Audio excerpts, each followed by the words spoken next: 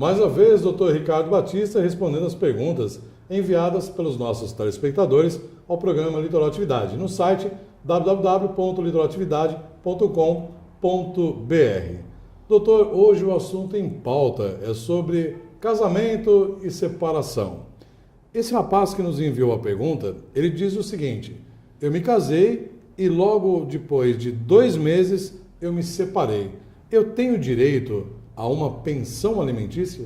Bob, 2 meses, talvez esse rapaz queira ter dito que ele sofreu uma separação de fato, porque é um período muito pequeno para a justiça separar judicialmente. Talvez ele tenha separado de fato ou anulado o casamento. De qualquer forma, os alimentos são sempre devidos àquele que precisa. Para isso, tem que provar na justiça o que um precisa e o que o outro pode pagar, ou seja, a necessidade e a capacidade, o que um precisa, o que o pode. Então, existem casos assim, não são raros, tem casos, inclusive, que a mulher paga a pensão para o marido, quer dizer, a ex-mulher, o ex-marido, e inverte posições, obrigações no lar, mas isso tem sido comum. Hoje em dia, os alimentos vêm sendo prestados nessa necessidade. Mas no caso, por exemplo, se ele ficar desempregado, ele também tem direito à pensão? É o caso, por exemplo, como eu falei, é clássico a mulher pedir pensão alimentícia, mas existem casos hoje já corriqueiros, que o homem vem assumindo certas posições no lar, tomando conta do dia a dia da casa, administrando os filhos, e talvez até o problema do desemprego faça com que ele assuma o papel do necessitado. Então ele vem a pedir mesmo os alimentos e ela acaba sendo obrigada a pagar. A lei reconhece esse binômio, necessidade e possibilidade. Uma vez provada a necessidade, uma vez reconhecida a capacidade de quem empresta os alimentos, com certeza ele vai conseguir esse direito. Doutor, esse mesmo rapaz que se separou há 2 meses está com uma dúvida que surge aí, uma curiosidade. A mulher dele está grávida. Como fica a situação do filho?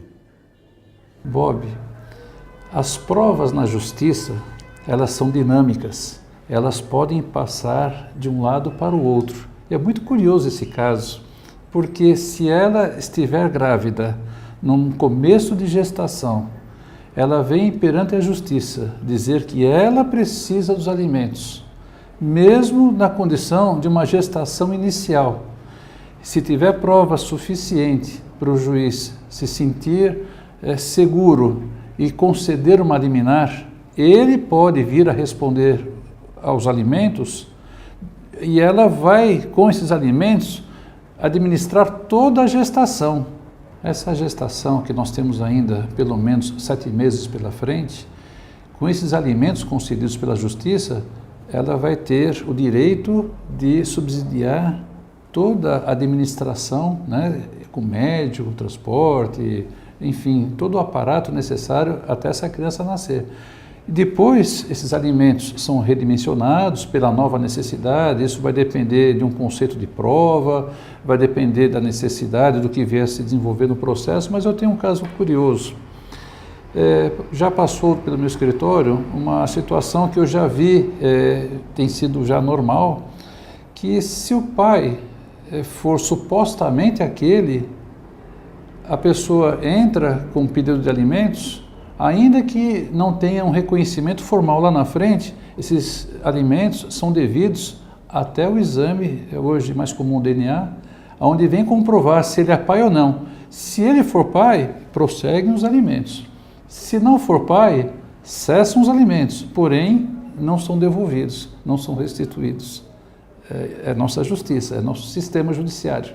Mas é muito comum esses alimentos para cobertura dessa vida intrauterina. Realmente é um caso muito curioso e requer muitos cuidados, principalmente jurídicos. Agora, vou reverter a pergunta, doutor, pelo seguinte: e nos casos dos casamentos homofóbicos, como é que ocorrem esses direitos? É curioso que a mídia não vem dando destaque ainda sobre isso. Verdade. Mas nas separações de homoafetivos, nós estamos falando de duas pessoas homens ou duas pessoas mulheres que já têm filhos, já têm uma estrutura familiar. Quando separam, as consequências são as mesmas. Quem vai pedir alimentos? Quem vai ser beneficiado por esses alimentos? Nós não estamos falando agora de gravidez, mas as consequências dessa separação.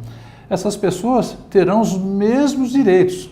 E vai ser uma coisa inusitada, porque no fórum um homem vai estar pedindo para um outro, uma mulher está pedindo para outra, mas a lei não trata de sexo, trata da necessidade. Como aquela família já está organizada, nós vamos também ter que nos acostumarmos com essa nova situação. Nós vamos encontrar nas varas de família separações de homofóbicos, separações com partilha de bens, guarda de menores, revisão de alimentos, revisão de guarda, e vai se tornar uma coisa corriqueira. Já estamos pensando nisso, a justiça já está se preparando para isso, mas essa curiosidade vai acontecer no nosso dia a dia. Tem os mesmos direitos de um casamento regular. E mais uma vez, muito obrigado, doutor Ricardo Batista, por responder as perguntas aos nossos telespectadores. Você pode continuar enviando www.litoratividade.com.br. De repente, você tem algum assunto que tenha curiosidade, envie o assunto para nós.